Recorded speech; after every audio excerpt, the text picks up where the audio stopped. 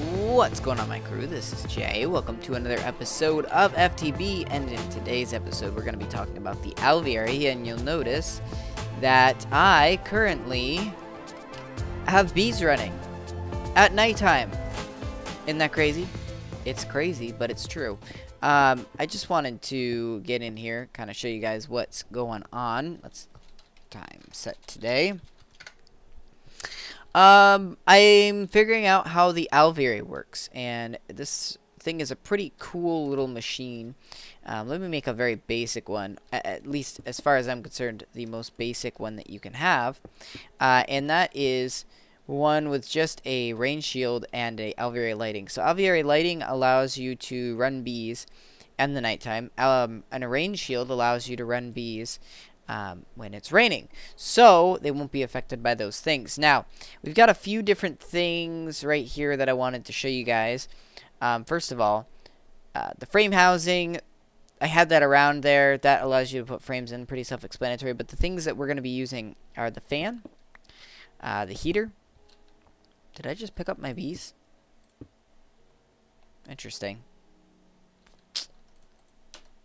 There we go. Let's stick them back in there. The heater, the fan, the hydro regulator, and there was one other thing, the swarmer. Okay. And you know what? While we're here, let's do a couple frame housings in the middle. Just like that and like that. Perfect. So this thing will load up this aviary process here, and we got our diamond queen bee thing going on. Now, if we wanted, let's look at our specs here. We, as you guys can see, have normal humidity and normal temperature. But if we wanted to, we could use the heater to heat it up, or the fan to cool it down, and the hydro regulator to make it warm or cold.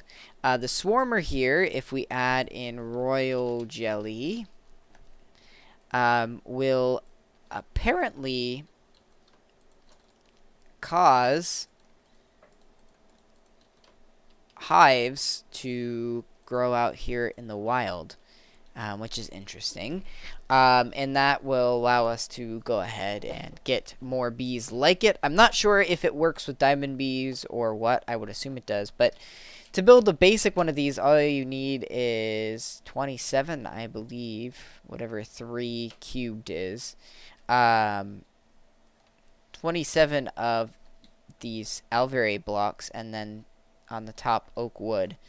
And that brings this thing up. Now, what's cool about this is that it allows us to regulate without mutating. And some of you guys may be saying, well, if you can mutate, why bother with this? Because this is a very good way to organize the bees, in my opinion. Something that you can't necessarily do in with just using the little tiny alveary or apiaries. Is you can't have all these things organized and say, okay, well, we're going to have an alveary fan here, or we're going to have an alveary heater and kind of heat things. What I did want to test is, does it still need sunlight to work? And this is a cave dweller, I believe. So let's go ahead and switch that out with a forest queen. Maybe if I do meadows, that would be better. There we go. Meadows princess and a meadows drone. So we come up here and all that's good, because what I want to be able to do is I want to be able to have these guys inside, and if this allows me to do that, and just to check, make sure we got all our bases covered here. Now, we will need to power the alveary, but if this works, we can actually have a room full of bees. And go ahead and do that. Aha, no flowers. Right. Okay. So we're gonna need to get them flowers. Bone meal. Be the easiest way. But if this works, then maybe we can set up a few of these around. Stick it back in there. I want to close up this side. What I'm looking for in specifics here is I'm looking for it to say that there is no direct sunlight present. Oh, it's working. Okay. So as long as we have flowers nearby, these guys will work, and we can keep them inside and literally just have outputs around this portion. And that will allow us to keep our bees in one location. So, I guess let's pop over into our world and talk about where that location will be.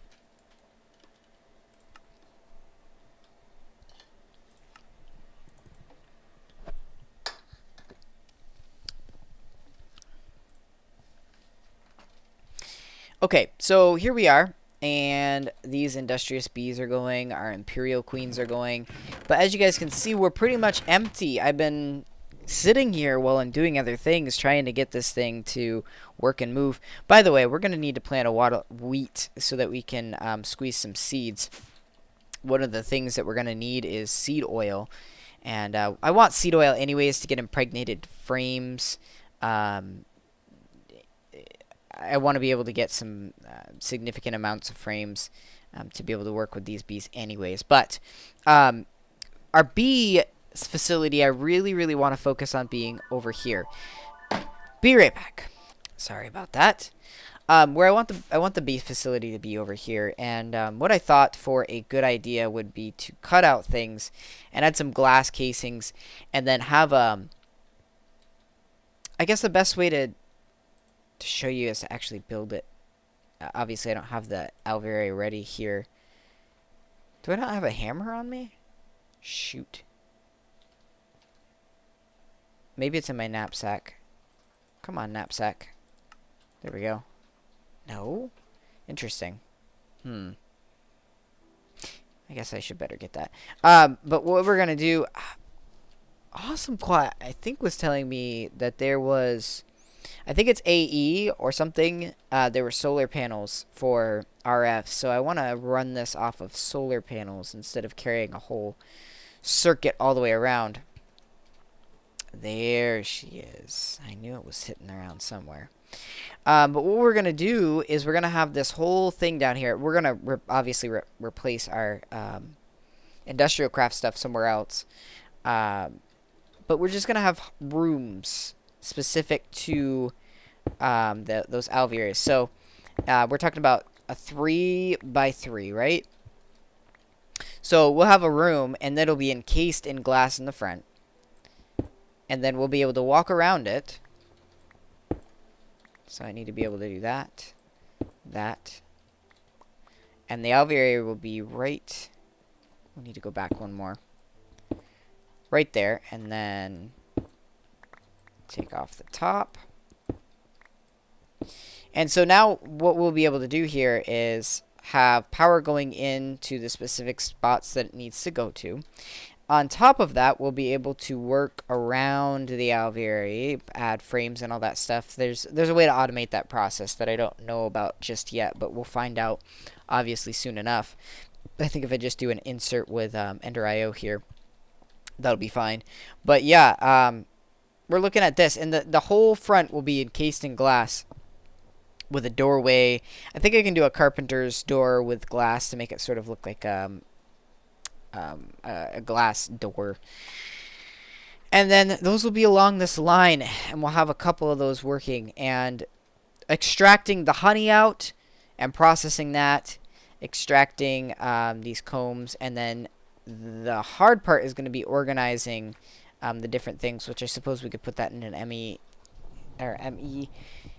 drive, and then from there I could manually do that. But the hope would be to even automate that so that we could just have diamonds and all that stuff outputting constantly. But yeah, this whole chunk thing going on right here, I want to replace at some point soon. But we're gonna need to make a wheat garden and continue to make that what is it called? flax garden over there. So I've been working really, really hard on getting these scented panels. I've got 13 so far, but to build these alveary blocks right here, we need 8 around 1 impregnated casing, and impregnated casing needs seed oil. And then we'll have, I don't know what the stabilizer is for. Interesting. We have all these alveary things. Right now, all I need is the lighting and the, I don't even need the rain thing, just the lighting. And then what we can do from there is just put grass around. We'll need something with a silk touch, which, of course, this guy has our silk touch for us. And then we'll plant flowers near it. They'll be able to get the flowers, so we'll be all good to go. The thing that I've been having problems with, ironically, is getting beeswax. We've got pollen, we've got royal jelly, but beeswax is the main thing that I haven't been able to get to, because we need flax to get frames, and the frames that I've been using right now go like that. But these bees will be able to work 24/7, which is what I really want to focus on, is getting bees that can constantly work for us, so we don't have to worry about trying to reload them or anything like that, or trying to get things.